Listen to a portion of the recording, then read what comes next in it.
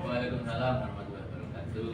Perkenalkan Pak Rosid, nama saya Riki Fautrotihi dari SDN Kalimening 2. Saya di sini meminta izin untuk mewawancarai jenengan. Yang pertama untuk mengetahui bagaimana cara pengambilan keputusan, dan yang kedua saya itu untuk memenuhi tugas di modul 3.1 dalam pendidikan calon guru. Terima kasih. Saya perkenalkan dulu, nama saya Abdul Rosid SPD. Kebetulan di SD ini sebagai tenaga PLT, kepala PLT, merangkap di 2 lembaga.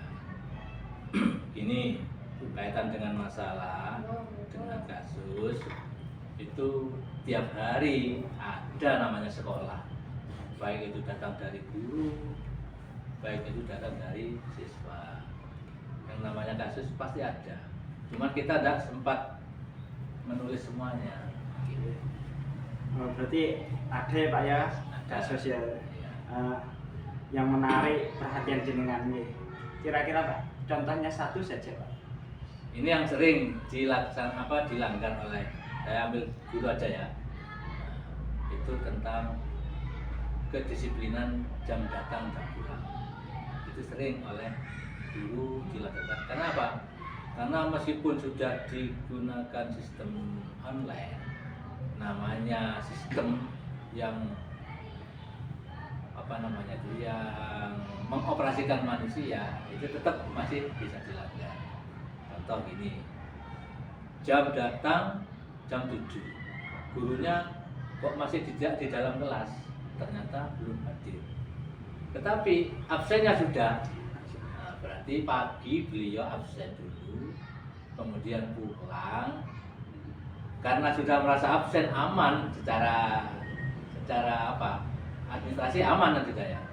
Tapi beliau tidak merasa melanggar, padahal beliau melanggar. Yang dituntut itu bukan absen offline-nya, tapi yang dituntut itu adalah kehadiran di muka kelas. Sehingga di kelas itu sampai 10 menit tidak ada gurunya, itu kan pelanggaran. Ini contoh yang sering kita jumpai. Dari contoh tersebut ya Bapak, apakah ada dilema yang Anda rasakan pada kasus tersebut? Ada. Misalnya kita pakai tegas-tegasan gitu ya. Namanya guru sudah berpengalaman, sebenarnya sudah sama-sama tahu. Kembali kepada hati nurani.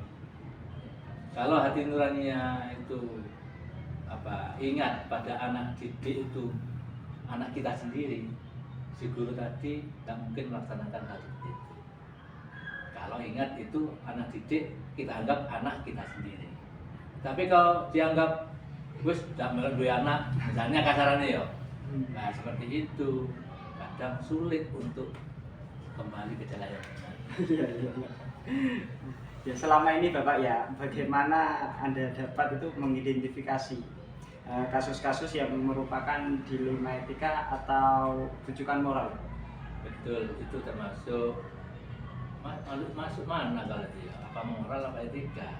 Oh, kalau kasus tadi yang Bapak Etika, ya? ceritakan, moral juga masuk. misalnya melanggar ya Pak ya, melanggar aturan yang sudah ditentukan oleh betul. Pemerintah ya. Selama ini Bapak, bagaimana Anda menjalankan pengambilan keputusan di sekolah Anda?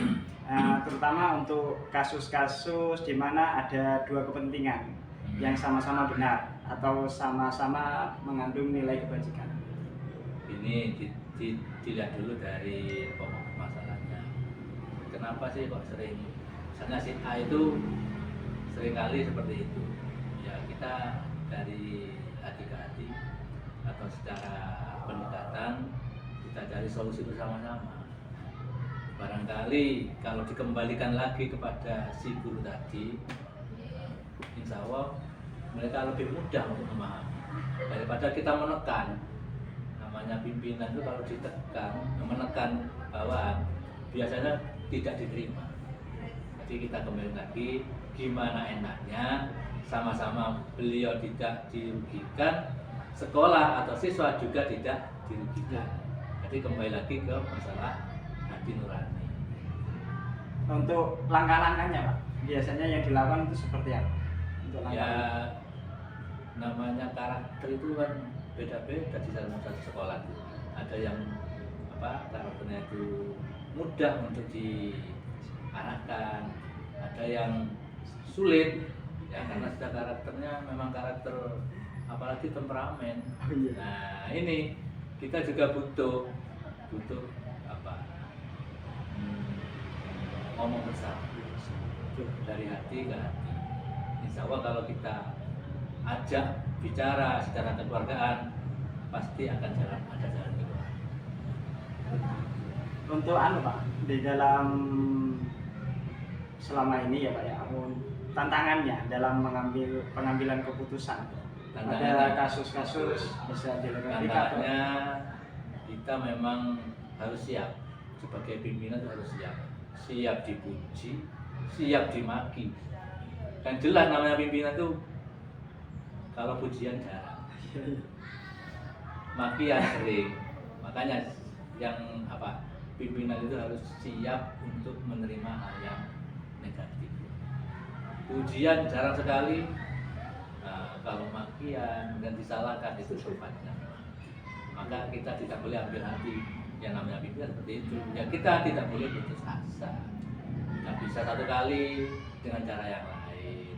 Insya Allah, tapi kalau sudah ada niatan, diberi pemahaman, mereka pasti mau. Ya. Apakah Anda itu memiliki sebuah tata kelola atau jadwal tertentu dalam sebuah penyelesaian kasus dilema etika? Apakah Anda langsung menyelesaikan di tempat atau memiliki sebuah jadwal untuk menyelesaikannya? Bentuk atau prosedur seperti apa yang dilakukan? Kalau jadwal itu biasanya saya selipkan di sela-sela rapat. Misalnya ada rapat bulanan kaitannya dengan anggaran, itu pasti saya selipkan, pasti saya singgung karena kita sama-sama belajar dan manusia itu banyak lupanya. Jadi barangkali yang si A, si B itu lupa, pun si ingat, saling mengingatkan. Kalau program kepala sekolah itu supervisi, ada jadwal berkala supervisi. Sedangkan jika ada kesempatan untuk ngomong bersama, ada rapat, atau ngomong-ngomong ketika istirahat, bisa disampaikan. Jadi kalau misalnya ada kasus gitu Pak, itu apakah jenengan langsung menyelesaikan hari itu juga, atau masih memikirkan hal-hal yang perlu dilakukan sebelum memutuskan? Melihat kasusnya. Kalau kasusnya urgen, harus diselesaikan hari itu juga. Tapi kalau misalnya masalah etika yang masih bisa ditunda. Tapi kalau hari itu juga nggak ada agenda yang penting, diselesaikan hari itu juga. Kalau misalnya ada agenda buat rapat, ya bisa diatur harusnya. Tapi kalau yang masalah urgen yang bisa berakibat fatal pada lembaga, ya hari itu juga kita selesaikan. Adakah seorang atau faktor-faktor yang selama ini mempermudah atau membantu Anda dalam pengambilan keputusan pada kasus-kasus dilema etika? Ada, yaitu semua guru itu karakternya berbeda-beda. Ada yang cuek, ada yang ingin membantu menyelesaikan permasalahan yang ada di sekolah. Itu tergantung. Tapi kalau di sekolah yang saya kelola ini itu kolaborasi. Ada memang guru yang inginnya itu membantu kepala sekolah. Ada yang ya wis apa dari kepala sekolah juga ada. Namanya orang banyak. Jadi kolaborasinya juga dibutuhkan. Dari semua hal yang disampaikan Pak Fajar, pembelajaran apa Pak yang dapat saya petik gitu, atau pengalaman untuk mengambil keputusan? Ini intinya kita harus adil, tidak memperlakukan berat sebelah, itu yang utama. Dan yang kedua sabar. Adil dan sabar itu bergandengan, jangan dapat dipisah. Insya Allah kalau pimpinan atau jenengan, meskipun guru juga pimpinan anak-anak kan ya itu tadi harus memperlakukan asas keadilan. Itu nomor satu. Yang kedua sabar, karena niat kita terjun di dunia pendidikan berarti kita harus apa?